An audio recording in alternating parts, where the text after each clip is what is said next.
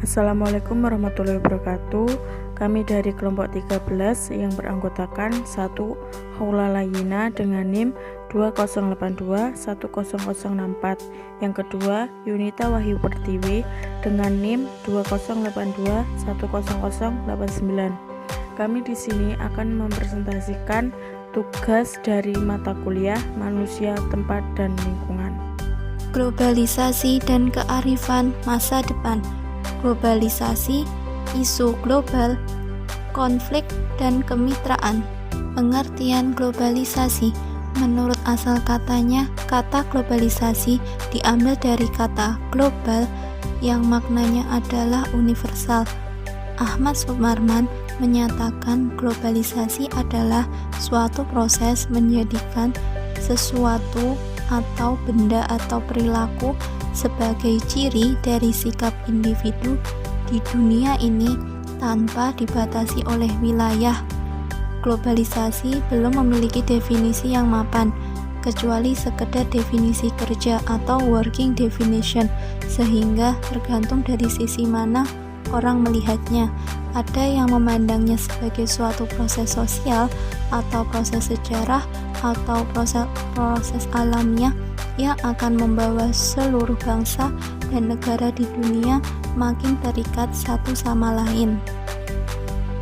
Berikut ini beberapa ciri yang menandakan semakin berkembangnya globalisasi di dunia. 1. Perubahan dalam perkembangan ruang dan waktu. 2. Pasar dan produk ekonomi di negara-negara yang berbeda menjadi saling bergantung sebagai akibat dari pertumbuhan internasional. 3. Peningkatan interaksi kultural melalui perkembangan media massa. Isu global dalam pengertiannya tentang ekologi global dikemukakan betapa semua sistem di bumi ini sebenarnya terintegrasi dalam biosfer. Isu lingkungan regional ini ada yang bersifat fisik, ada yang bersifat hayati, dan ada yang bersifat sosial. Contohnya, bagi negara yang berbatasan dengan Selat Malaka, isu regional yang menimpa Malaysia, Singapura, dan Indonesia adalah tumpahnya minyak di laut karena kecelakaan. Konflik global. Konflik berasal dari bahasa Latin configere, yang berarti saling memukul. Secara sosiologis, konflik diartikan suatu proses sosial antara dua orang atau lebih di mana salah satu pihak berusaha menyingkirkan pihak lain dengan menghancurkannya. Global adalah keseluruhan bumi atau dunia. Konflik global merupakan kendala yang sangat besar di dunia. Bahkan PBB saja belum bisa mengendalikannya dan malah menambah buruknya konflik.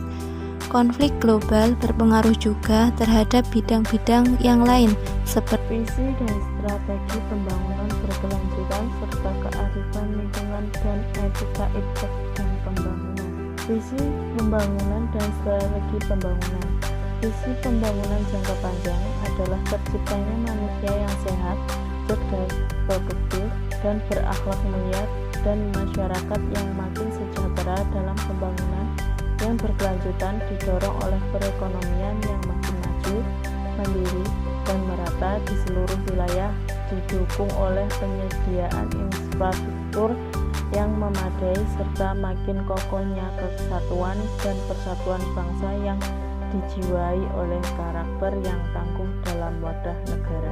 Kesatuan Republik Indonesia yang diselenggarakan dengan demokrasi yang didasarkan pada nilai-nilai Pancasila sebagai pedoman dalam kehidupan bermasyarakat, berbangsa, dan bernegara serta menjunjung tegaknya supremasi hukum. Strategi pembangunan berkelanjutan. Strategi pembangunan berkelanjutan merupakan strategi pembangunan yang berorientasi pada pentingnya menjaga lingkungan. Pembangunan tidak hanya untuk mengejar nilai ekonomis, tetapi di sini lain juga memperhatikan ekologi maupun sosial di masa yang akan datang. Dan strategi kearifan lingkungan. Strategi pembangunan yang sadar akan permasalahan lingkungan hidup dengan dampak ekologi yang sekecil-kecilnya. Suatu politik lingkungan se-Indonesia yang bertujuan mewujudkan persyaratan kehidupan masyarakat Indonesia yang lebih baik untuk puluhan tahun yang akan datang atau kalau mungkin untuk selamanya. Eksploitasi sumber hayati didasarkan tujuan kelangkaan atau kelestarian lingkungan dengan prinsip memanen hasil tidak akan menghancurkan daya autoregenerasinya. Perencanaan pembangunan dalam rangka memenuhi kebutuhan penghidupan hendaknya dengan tujuan mencapai suatu keseimbangan dinamis dengan lingkungan hingga memberikan keuntungan secara fisik, ekonomi, dan sosial spiritual. Usahakan agar sebagian hasil pembangunan dapat dipergunakan untuk memperbaiki kerusakan lingkungan akibat proyek pembangunan tadi dalam rangka menjaga kelestarian lingkungan. Pemakaian sumber daya alam tidak dapat diganti, harus berhemat dan seefisien mungkin. Visi dan strategi etika iptek. Visi pertama, meningkatkan peran aktif sebagai agen pembaharuan di masyarakat dalam pengembangan kreativitas dan inovasi iptek. Kedua, mengembangkan pembelajaran publik di bidang iptek dalam mendukung sistem inovasi nasional. Ketiga, merintis pembangunan dan pengembangan science center di daerah.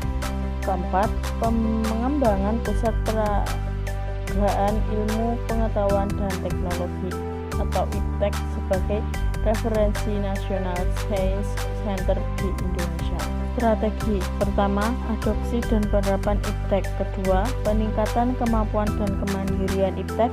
Ketiga, pengembangan teknologi berbasis maritim. Keempat, pengembangan dana inovasi. Kelima, pelembagaan model triple helix yang dapat dikembangkan menjadi N-helix. Dan keenam, pengembangan iptek berbasis budaya. Visi dan strategi pembangunan. Visi pembangunan yang pertama, terwujudnya Indonesia maju yang berdaulat, mandiri, dan berkepribadian berlandaskan gotong royong.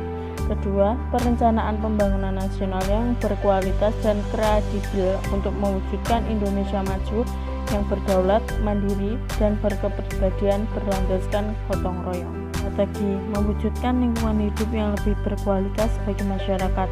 Kegiatan pokok meliputi pembangunan kembali prasarana dan sarana sosial ekonomi, memfasilitasi Pemda merevisi peraturan daerah rencana tata ruang. Kegiatan pokok meliputi pendampingan kepada pemerintah daerah dalam menyusun atau revisi peraturan daerah rencana tata ruang dan peraturan pelaksanaannya, pemberdayaan peran pemerintah daerah dan masyarakat dalam memaksimisme penanganan bencana, membangun prasarana dan sarana sistem pengeringatan dini serta pembagian fasilitas untuk perlindungan dan penyelamatan apabila terjadi bencana alam. Sekian dari kelompok kami, kurang lebihnya mohon maaf. Wassalamualaikum warahmatullahi wabarakatuh.